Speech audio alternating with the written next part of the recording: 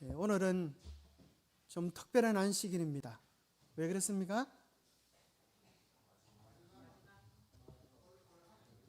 오늘 참여하신 분은 우리 2023년 안식일 예배에 아주 열심히 참여하신 분들입니다. 마지막에 우리가 어디에 있느냐가 참 중요한 일입니다. 그죠? 시작도 중요하지만 끝을 어디서 보내느냐 하는 건 더 중요한 일이라고 생각합니다. 한 해의 마지막 안식일 날 여러분이 주님 전에 있듯 우리의 생애의 마지막에도 주님 안에 있게 되기를 축복합니다. 오늘 또 특별히 주의 성전을 위하여 애쓰고 헌신하신 우리 장로님 집사님의 간단한 은퇴 감사 시간이 있었습니다. 교회의 모든 일들이 다 저절로 되어지지 아니하고 헌신하고 수고하시는 귀한 분들의 정성과 헌신이 모여져서 된다고 생각합니다. 하나님께서 그분들의 아름다운 수고와 헌신 위에 복을 더해 주시기를 축복합니다. 오늘은 성경을 여는 열쇠 요한복음 3장 16절. 아마 요한복음 3장 16절을 모르는 분들은 아무도 없으리라 생각합니다. 그런데 요한복음 16장이 성경 전체와 어떻게 연결되어져 있는지를 아는 사람은 또 그렇게 많지 않습니다. 자, 성경은 구약과 신약으로 나누어져 있습니다. 왜 하나님께서 이 구약과 신약을 이렇게 나누셨을까요? 구약은 신약과 도대체 어떤 관련성이 있을까요? 구약은 다른 말로 하면 숨겨진 신약입니다. 구약은 하나님께서 세상에 일어날 구원에 대한 계획들을 옛날에 약속하셨는데 그것이 때로는 상징으로 비유로 사건으로 설명되어져서요. 드디어 신약 성경에 예수 그리스도를 통하여 그 사건들이 이루어지면서 신약은 드러난 구약이 되어졌습니다. 그래서 우리가 구약과 신약의 관계를 잘 이해할 수 있으면 무엇을 분명히 발견하게 되는가? 오늘날 이 세상의 교파들이 이렇게 많을 필요가 없습니다. 구약과 신약을 비교해 보면 요동할 수 없는 명확한 진리의 빛들이 분명히 드러나기 때문에 그렇습니다. 그래서 우리 하나님은 회전하는 그림자도 없으신 분이세요. 옛날 약속을 시건치 않으시고 반드시 이루고 계세요. 우리가 잘 아는 요한복음 3장 16절은 요한복음 3장 16절에서 끝나지 아니하고 21절까지 연결되어지는 한 단락입니다. 하나님이 세상을 이처럼 사랑하사 독생자를 주셨으니 이는 그를 믿는 자마다 멸망하지 않고 영생을 얻게 하려 하십니다. 하나님이 그 아들을 세상에 보내신 것은 세상을 뭐하려 하심이 아니요? 심판하려 하심이 아니요? 그로 말미암아 세상이 구원을 받게 하려 하십니다. 우리로 하여금 영생 얻는 하나님의 자녀가 되어졌다고 하면 우리는 심판을 받지 아니하고 구원 얻는 경험에 이르르겠다. 18절에 보면 그를 믿는 자는 심판을 받지 아니하는 것이요 믿지 아니하는 자는 하나님의 독생자 이름을 믿지 아니하므로 벌써 심판을 받은 것입니다. 참 희한하죠. 요한복음 3장 16절이 단순히 복음인 줄 알았는데 뭐에 대한 내용이 나와요? 심판이 어떻게 이루어질지에 대한 깊은 이해를 우리에게 촉구하고 있는 것입니다. 자, 특별히 심판 그러면 우리 교우님들이 자다가도 깜짝 놀랍니다. 왜 그런가 하면 내가 정말 그 심판의 자리에 설 수 있겠나 걱정이 되시죠? 여기 로마서 14장 10절에 보니까 내 형제를 없인 여기느냐? 우리가 다 하나님의 심판대 앞에 서리라. 무슨 말씀이잖아, 그죠? 어찌하여 내 형제를 업신여기느냐? 네가 형제를 깔보고 무시했느냐? 하나님의 심판대 앞에 우리가 서리라. 고린도서 5장 10절에도 보니까 이는 우리가 다 반드시, 얼마나 무섭습니까? 엄중하게 이야기합니다. 우리가 다 한 명도 예의 없이 반드시 그리스도의 심판대 앞에 나타나게 되어 각각 선악간에 그 몸으로 행한 것을 따라 받으려 함이라. 아무도 예의 없이 다 심판대 앞에 선다고 이야기하는데 도대체 요한복음 3장 16절 다음에 나오는 심판에 이르지 아니한다는 말이 도대체 무슨 말씀인가? 우리 마음속에 의문이 있을 것입니다. 또 특별히 우리가 전하는 세천세의 기별에 보면 무슨 때가 이르렀다고요? 하나님을 두려워하며 그에게 영광을 돌리라 이는 그의 심판하실 시간이 이르렀다. 심판을 다른 말로 하면 뭐라고 얘기하면 될까요? 운명이 나눠지는 갈림길인 것입니다. 한 사람은 영원한 생명에, 한 사람은 영원한 멸망에 이르는 그 갈림길이 심판의 자리입니다. 도대체 성경에 나와 있는 심판의 진정한 의미는 무엇인가? 자, 그래서 성경을 바르게 이해하려고 하면 구약과 신약이 어떤 연관성을 맺고 이것이 구약의 어떤 사건에 기초해서 요한복음 3장 16절이 기록되는가를 이해하면 마치 그림을 보듯이 너무나 명확하게 성경이 드러나게 됩니다. 자, 요한복음 3장 16절은 구약의 어떤 사건을 배경으로 해서 나타날까요? 출애굽기 12장입니다. 왜 그런가 하면 거기에 요한복음 16장에 나오는 핵심 단어들이 크게 나오는 것입니다. 그리고 그 요한복음 16장의 복음의 모습이 나타나고 이것이 다시 요한계시록 14장에서 반복되어집니다. 성경에 제일 처음 나오는 어린 양은 창세기 22장 아브라함의 제단에 나오고 두 번째 나오는 어린 양이 출애굽기 12장에 나옵니다. 그래서 어린 양은 요한복음 1장 29절에 나오는 말씀처럼 보라 세상 죄를 지고 가는 하나님의 어린 양이로다. 우리가 믿는 신앙과 이방 종교의 차이가 무엇인가 하면 내가 짐을 얻고 가는가, 내가 짐을 지고 가는가, 아니면 내 짐을 도맡아 주실 주님을 믿고 의지하며 나아가는가, 그 차이입니다. 모든 이방 종교들은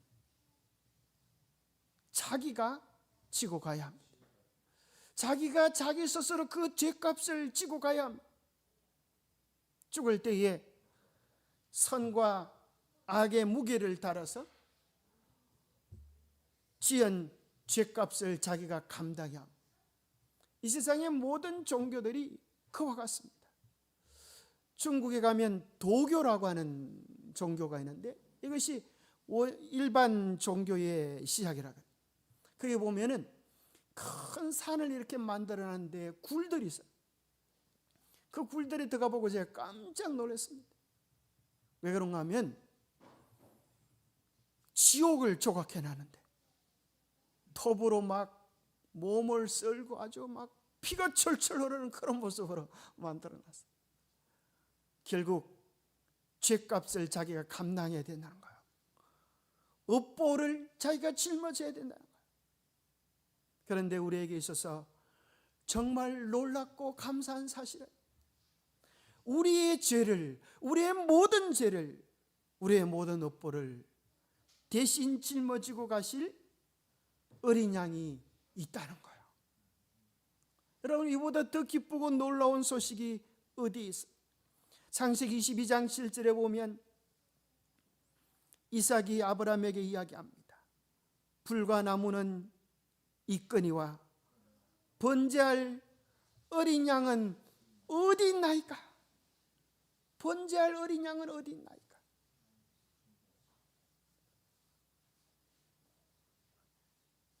아브라함이 뭐라고 대답하세요? 네가 어린 양이다. 이렇게 만약 그 시간에 그랬더라면 이삭이 아주 새파랗게 질렸을 것입니다. 하나님이 너를 죽여서 드리라고 하신다. 아마 새파랗게 질렸을 것입니다. 아브라함이 하나님이 예비하셨다고 말을 합니다. 오늘 출애굽기 12장이 요한복음 3장 16절을 그림처럼 그려주는데요. 여기 이렇게 얘기합니다. 우리는 이 출애굽기 12장은 출애굽 역사의 위대한 사건이 본질적으로 어떻게 이루어지는가를 보여줍니다. 우리가 알고 있는 둘째 천사의 기별이 뭐죠? 바벨론에서 나오라는 거예요. 출애굽의 사건은 출바벨론의 사건과 탈바벨론 혹은 출바벨론이라 이야기하기도 하고 탈바벨론이라고 하는 사건과 일치합니다. 이스라엘 백성이 유월절을 보내기 위하여 준비할 게 있었는데 그것이 뭐였어요? 유일한 한 가지가 있었는데 그것은 어린 양을 준비하는 것이었습니다. 이 사건이 얼마나 중요하기에 출애굽기 12장 1절과 2절에 보면 이렇게 기록되어 있습니다. 여호와께서 애굽 땅에서 모세와 아론에게 일러 말씀하시되 이 달을 너희에게 달의 시작 곧 해의 첫 달이 되게 하고. 얼마나 중요하는지 하나님 뭐라 그런가 하면 오늘부터 뭐 해야 된다? 역사를 새로 써야 한다. 오늘이 새 역사의 첫날이다. 엄청난 말씀을 하고 계셔요. 성경 속에 이런 것이 없어요. 이 달을 너희에게 달의 시작 1월 달이 되게 하고 해의 첫 달이 되게 하고 달의 시작 1일이 되게 하고 해의 첫 달이 1월이 되게 하라. 그래서 유대인은 이때 유대력 종교력을 새로 씁니다.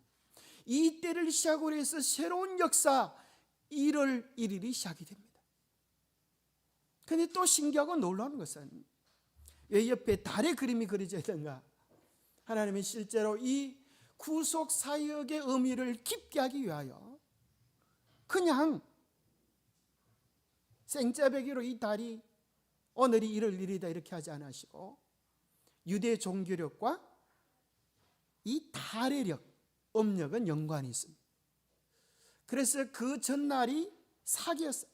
시작, 이것을 무슨 달인가 하면 초성달이 뜨는 첫 시작입니다. 그러니까 바로 그 전날은 사기예요. 사기라고 하는 게 뭔지 알아요? 태양에 가려져서 달이 완전히 빛을 잃은 가장 어두운 시간입니다. 그러면서 이제 새로운 역사가 시작이 되어지면서 6월절이 언제예요?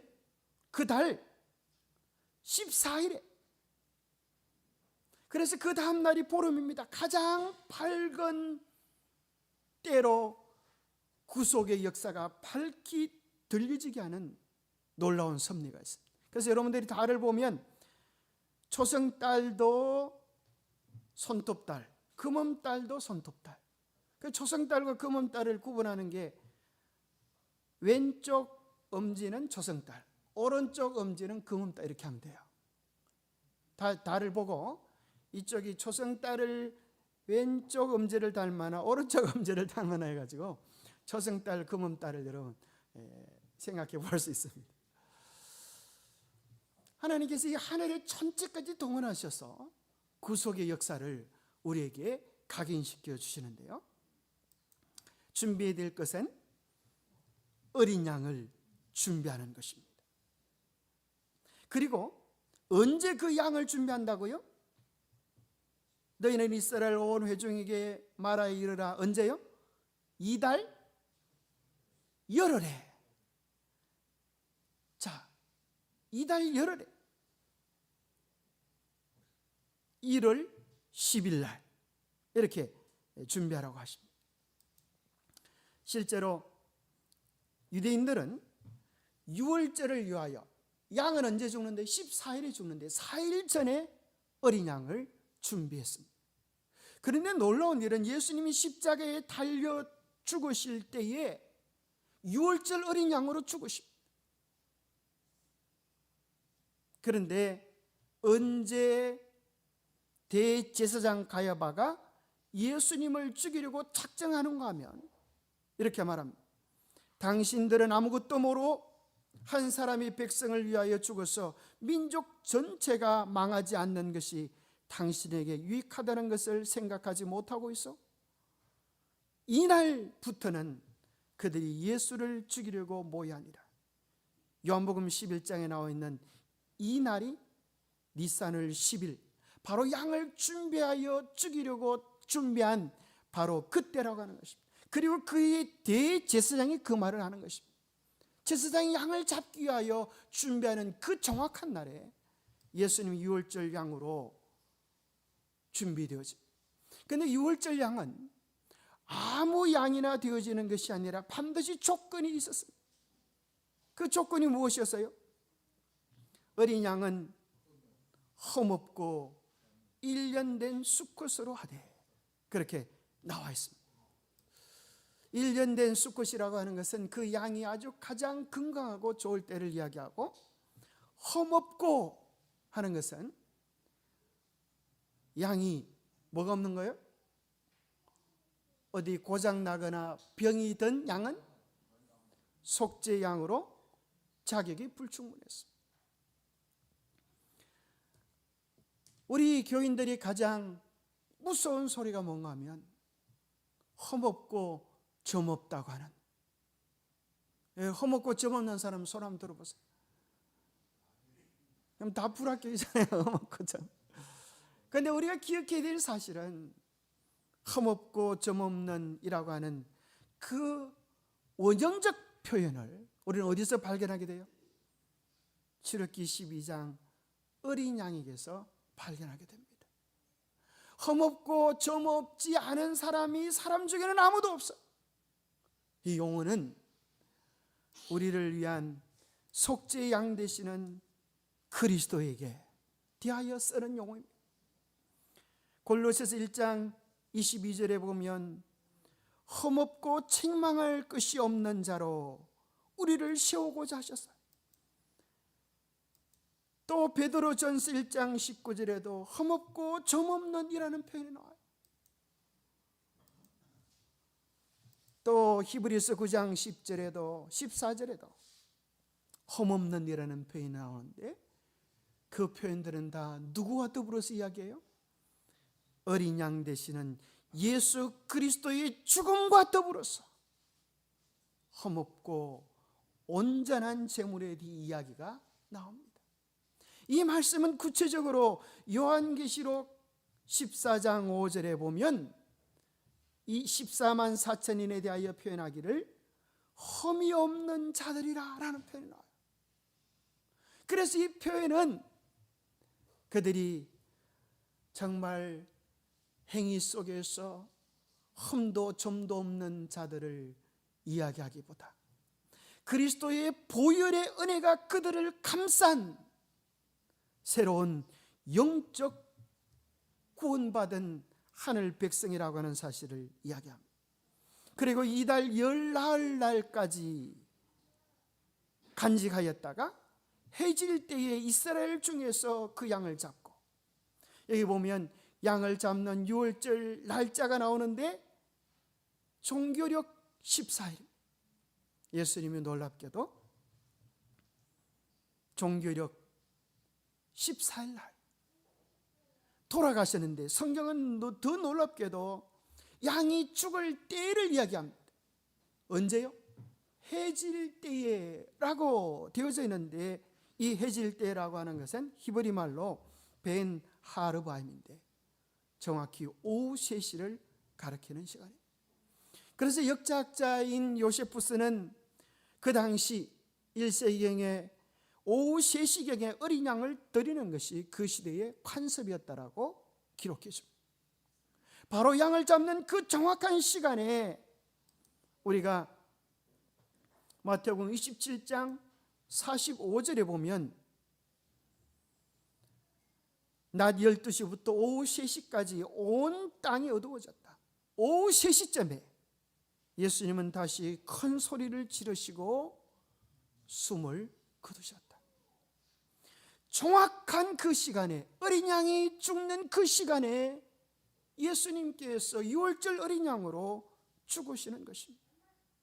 그리고 유월절 때 피를 바르는 것을 뭐라고 이야기하는가 하면, 그 피로 양의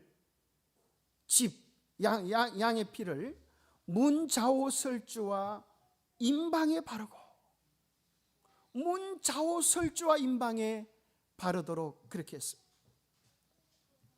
어린 양의 피를 말입니다. 그래서 문은 위에 있는 것을 임방, 밑에 있는 것을 뭐라 그래? 지방이라. 그래서 문지방 딛고 가는 거 아니다. 그렇죠? 지방이라. 그리고 양쪽에 있는 것을 좌우 설주라 그럽니다. 그래서 여기다가 피를 바르게 했어요. 바로 문 지방에다가 그릇을 두어서 임방에서 떨어지는 피가 땅에 고이지 아니하고 그 그릇에 고이도록 했습니다. 바로 이 장소들은 예수 그리스도께서 우리를 위하여 어떠한 모습으로 죽으실 것을 십자가에 달리시기 1500년 전에 유월절 사건을 통하여 정확하게 묘사해 주고 있는 것입니다. 임방에 있는 피는 우리를 위하여 찔리신 가시관을 쓰신 주님의 이마를 표현하고, 좌우 문설주는 오른손 왼손의 못을 찔리신 것을 이야기하고, 지방에 있는 그 피는 주님께서 우리의 죄 때문에 두 발이 못에 박히실 것을 이야기해 주고 있는 것입니다. 그리고 그 양을 먹는 방법에 대하여 이렇게 이야기합니다. 그 밤에 그 고기를 불에 구워 무교병과 썬 나물과 아울러 먹되, 여기 보면은 누룩을 넣지 않는 떡을 무교병이라 그래요. 그래서 우리가 성만찬 할 때 떡은 반드시 누룩이 들어가지 않은 떡을 굽는 거예요. 왜 그런가 하면 누룩은 죄를 상징하는 것이기 때문에. 그리고 썬 나물이라고 하는 것은 회개를 뜻합니다. 예수 그리스도의 구속의 은혜를 경험하기 위하여 우리가 무교병과 썬 나물을 먹고, 그 다음에 날 것으로나 물에 삶아서 먹지 말고 머리와 다리와 내장을 다 불에 구워 먹고. 자, 이게 썬 나물에 대한 풍속이 우리나라에 전해져서 보름날 썬 나물들을 먹는 것으로 전해지기도 합니다. 자, 여기 보면 머리와 다리와 내장을 다 불에 구워 먹어요. 이걸 뭘 뜻하는가 하면 십자가에서 예수 그리스도께서 당하신 고난들을 생각하게 하는 것입니다. 머리와 다리와 내장. 그런데 보통 우리가 고기를 먹을 때는 대부분 다 뼈를 꺾어서 먹습니다. 여러분들이 닭을 먹어도 닭 다리, 날개 뭐 이렇게 불어서 먹어야 먹을 수가 있어요. 그런데 유월절 양은 한 가지 조건이 있는데, 한 집에서 먹되 그 고기를 조금도 집 밖으로 내지 말고 뼈도 꺾지 말지며. 유월절 양은 뼈를 꺾지 않고 먹도록 되어져 있어요. 유월절 양을 잡는 것으로, 피를 바르는 것으로 끝나는 것이 아니라 고기를 먹으라라고 하는 이야기를, 예수 그리스도의 구속의 은혜가 우리 각자에게 구체적으로 적용되어지는 것을 뜻합니다. 민수기 9장 12절에도 뼈를 하나도 꺾지 말도록 했습니다. 이 이야기는 무슨 내용을 이야기해 주는가? 바로 우리의 유월절 양 되신 그리스도께서 십자가에 달려 죽으실 때에 뼈가 꺾이지 아니할 것을 이야기해 주고 계셔요. 이제 유월절은 되어져서 죽은 시신을, 산 죄수를 십자가에 달려놓는 것은 부정한 일이었기 때문에 로마 군병들이 와서 강도에게 와서 보니까 아직 덜 죽었어요. 그래서 강도가 이제 도망가지 못하도록 관절뼈를 분질러서 십자가에서 내립니다. 그러나 예수님께로 와서 뼈를 부르려고 보니까 죽어 계신 것 같아요. 그래서 죽었는지 죽지 아니했는지 확인하기 위하여 옆구리를 창으로 찌르니 피와 물이 쏟아져 나왔어요. 그 얘기는 주님께서 십자가에 달려서 심장이 파열되어서 돌아가신 지 오랜 시간이 벌써 지났음을 확인하는 것이에요. 그래서 예수님은 뼈가 꺾이지 아니하고 장사 지낸 바 됩니다. 놀랍게도 유월절 양은 그때를 정확하게 바라보고 이야기해 주는 것입니다. 우리의 관심은 드디어 심판으로 달려갑니다. 출애굽기 12장 12절에 보면 내가 그 밤에 애굽 땅에 두루 다니며 사람이나 짐승을 막론하고 심판 땅에 애굽 땅에 있는 모든 처음 난 것을 다 치고 애굽의 모든 신을 내가 심판하리라. 바로 그날 저녁이 심판의 날이었어요.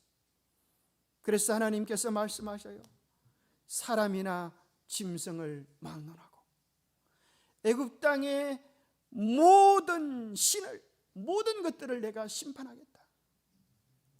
그런데 13절에 보면 내가 애굽 땅을 칠 때에 그 피가 너희가 사는 집에 있어서 너희를 위하여 뭐가 되리니? 표적이 되리니. 내가 피를 볼 때에 너희를 넘어가리니 재앙이 너희에게 내려 멸하지 아니하리라. 자, 심판이 어떻게 내리는지에 대한 구체적인 그림을 보여주는데, 피를 바른 집에는 심판의 천사가 넘어간다. 그래서 6월절은 어떤 분은 이걸 잘못 이해해가지고 6월달에 있는 행사인가 이렇게 생각하지만 그런 6월이 아니라 뛰어넘는 걸 뜻해요. 6월 월장 그러잖아요. 월장 뭐 하는 거예요?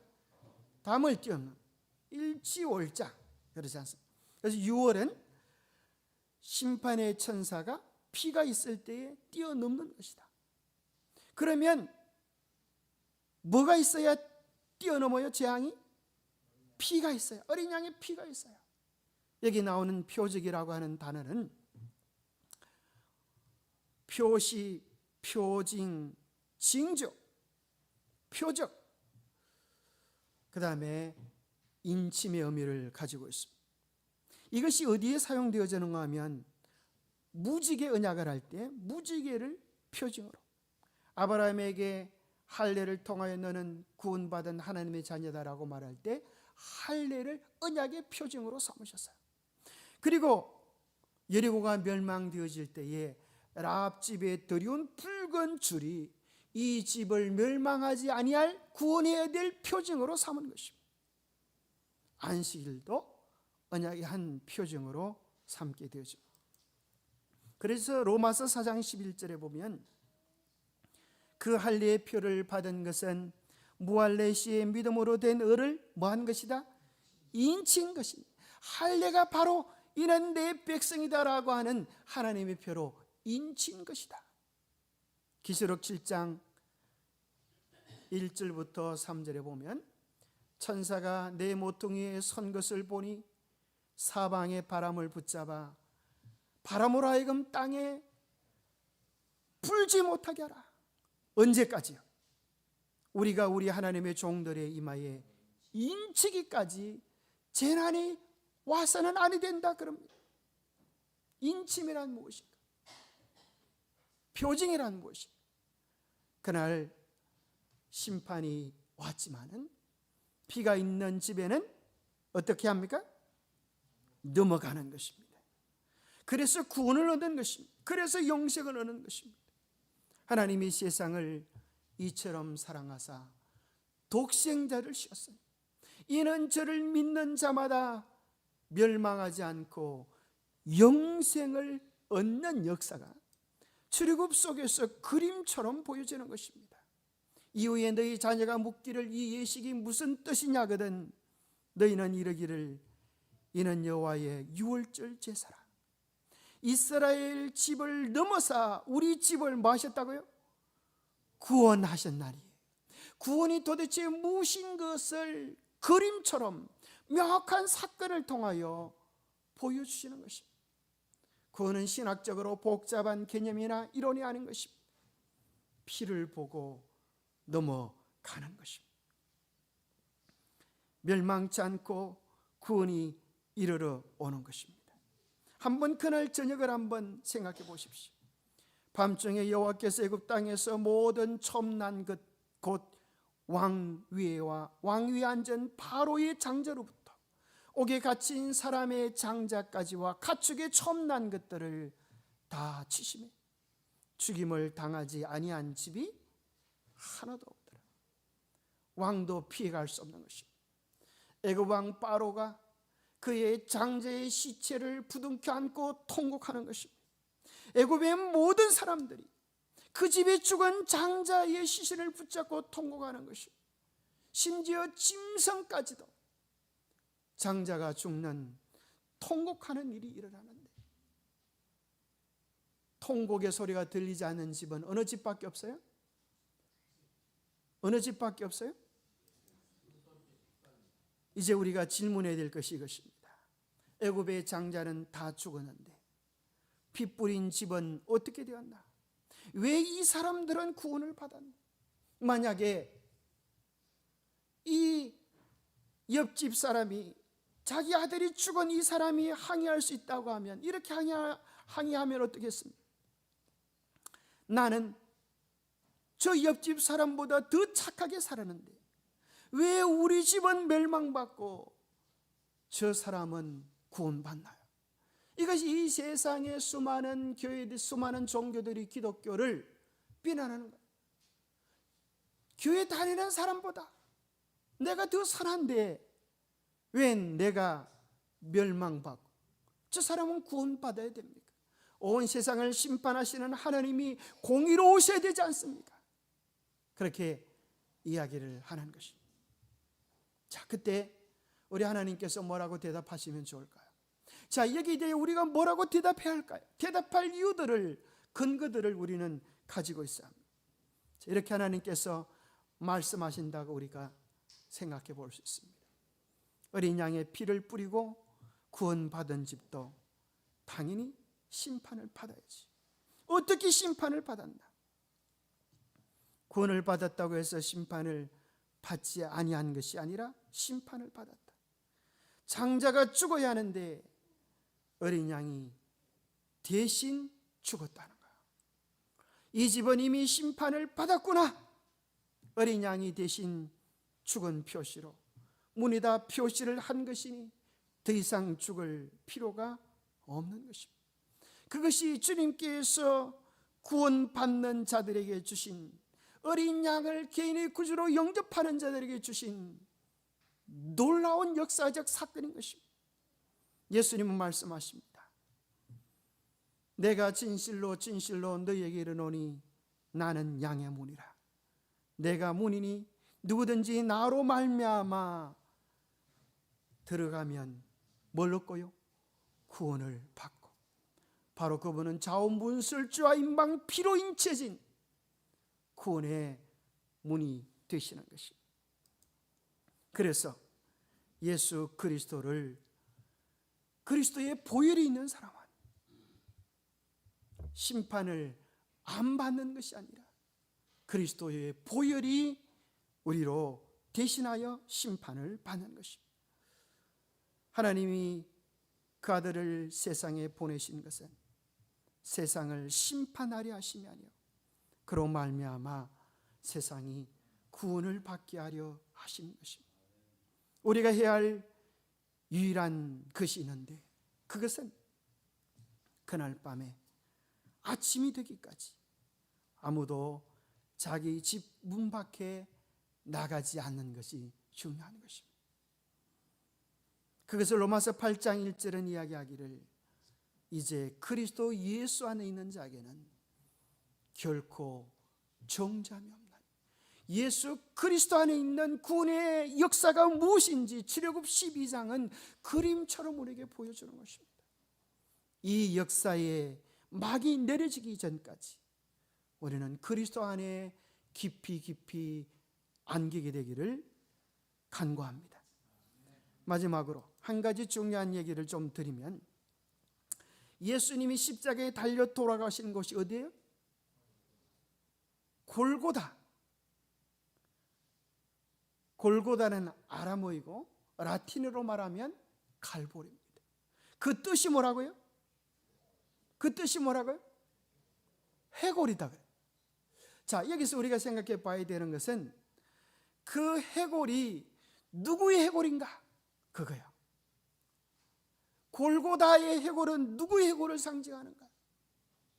누구 해골요? 이게 누구 해골 같아요? 실제로 이런 해골이 발견되어져서요, 고고학자들을 통하여 드러나는데 아주 큰 거인인데, 그 거인의 해골이 발견되어지는데 그 거인의 이마에 돌이 박혀 있어요. 세상에 이런 해골이 발견되어졌어요. 사무엘상 17장 54절에 보면 다윗은 그 블레셋 사람의 머리를 예루살렘에 가져가고, 그렇게 되어 있어요. 이 블레셋 사람이 누굴까요? 골리앗이야. 골리앗은 사탄을 상징하는 존재지. 그래서 어쩌면 이 해골이라고 하는 소리는 골리앗의 해골이 그게 묻혀 있기 때문은 아닐까, 그런 것입니다. 만약 그것이 실제로 가면 창세기 15장의 사건은 그림처럼 다시 한번 우리 앞에 나타나게 되어지는 거예요. 예수님은 모세의 발에 못이 박혀 돌아가지만 바로 돌아가실 때 예수님의 발은 사탄의 머리를 밟고 서 계시면서 죄의 종말이 어떻게 끝날지를 다시 한번 사건적으로 보여주시는 것입니다. 새해 한 해의 마지막 날, 우리는 지구 역사의 마지막에 있을 이 노래를 부를 수 있는 것입니다. 여러분, 정말 이 역사가 이루어질 때까지 그리스도 안에 있기를 바랍니다. 대쟁투는 끝났다. 죄와 죄인들은 없어졌다. 온 우주는 깨끗해졌다. 오직 조화와 기쁨의 맥박만이 온 우주의 만물을 통하여 고동한다. 생명과 빛과 환희가 만물을 창조하신 분에게서 끝없이 넓은 우주로 퍼져나간다. 가장 작은 원자로부터 가장 큰 세계에 이르기까지 만물은 생물계와 무생물계를 막론하고 조금도 흠이 없는 아름다움과 완전한 기쁨으로 하나님은 사랑이시라고 선포한다. 그 노래를 부르는 찬양대에 우리 모두가 서게 되기를 바라며 말씀 마칩니다.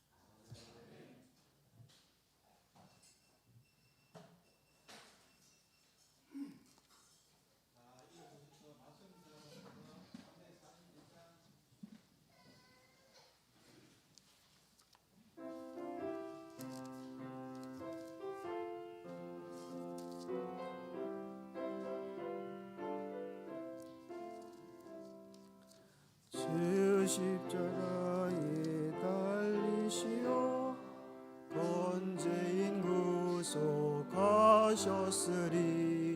그 주를 믿는 사람마다 죄의 심판 면하겠네. 내가 그의 피 유월절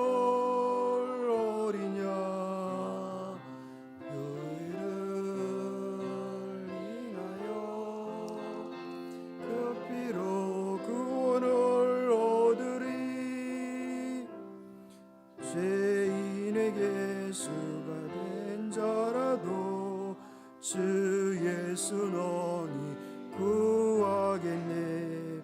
그에게 의지하는 자는 죄의 심판 면하겠네. 내가 그의 피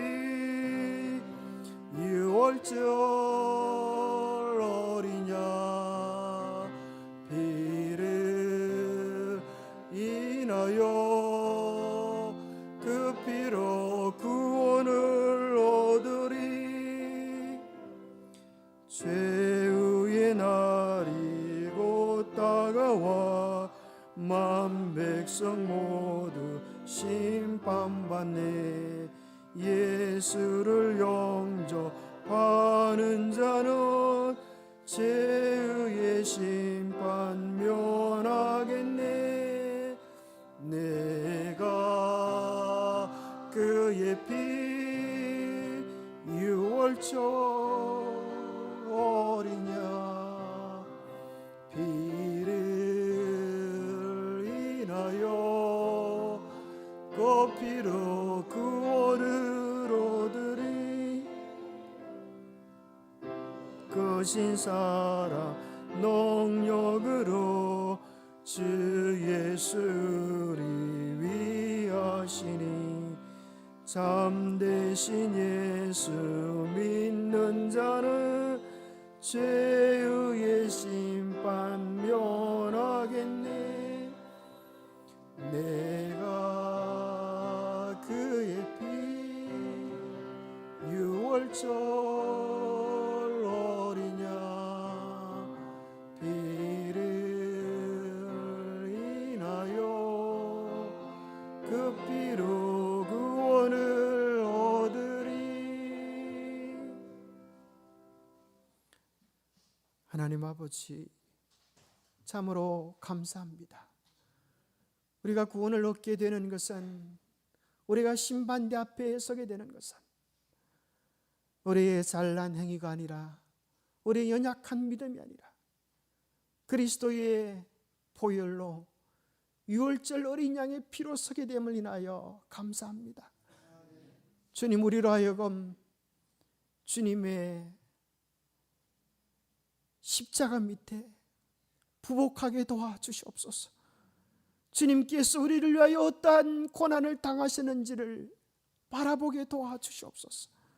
주님이 우리에게 어떠한 사랑을 베푸시고 우리를 어떻게 품으시고 우리를 어떻게 용서하시는지를 경험하게 도와주시옵소서. 그리하여 우리 스스로 이룰 수 없는 구원을 우리가 이루기 위하여 몸부림치는 신앙이 아니라 주님께서 이루신 그 구원의 은혜를 누리며 감사하며 기뻐하는 새로운 시작이 되게 도와주시옵소서.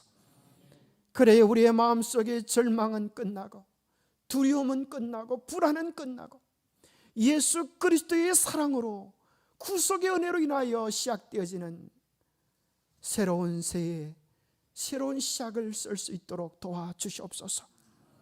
우리의 삶의 시작이 주님의 십자가가 되게 도와주시옵소서. 우리의 삶의 출발이 우리를 구원하신 주님의 은혜가 되게 도와주시옵소서.